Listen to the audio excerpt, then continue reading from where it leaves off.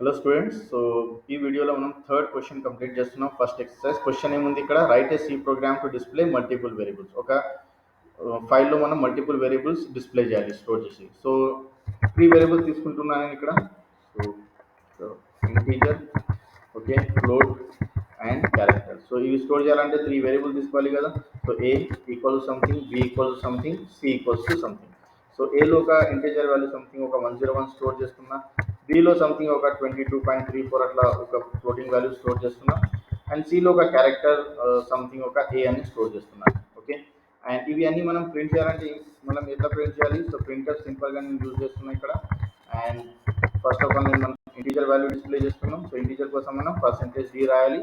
And variable ఏమేమి ఉంది ఇక్కడ, ఏ ఉంది. నెక్స్ట్ ఏముంది మనకు, మళ్ళీ ఒక ప్రింట్ఎఫ్ యూజ్ చేసుకోవాలి. నేను ప్రింట్ఎఫ్లో నెక్స్ట్ వాల్యూ ఏముంది, ఫ్లోట్ వాల్యూ ఉంది. సో ఫ్లోట్లో మళ్ళీ మనం ఏం యూజ్ చేయాలి, %f యూజ్ చేయాలి.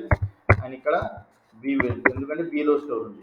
ఒకవేళ మనకు న్యూ లైన్ కావాలంటే మనం ఏం యూజ్ చేయాలి, స్లాష్ అని తీసుకోండి. ఓకే, నెక్స్ట్ మళ్ళీ ఒక ప్రింట్ఎఫ్ యూజ్ చేస్తున్నాను.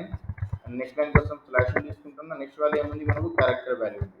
సో క్యారెక్టర్ వాల్యూ డిస్ప్లే చేయాలంటే సింపుల్గా మనం %c యూజ్ చేయాలి. మన వేరియబుల్ ఎక్కడ స్టోర్ ఉంది, సి వేరియబుల్ ఉంది. ఓకే, ఇప్పుడు నేను రన్ చేస్తున్నా.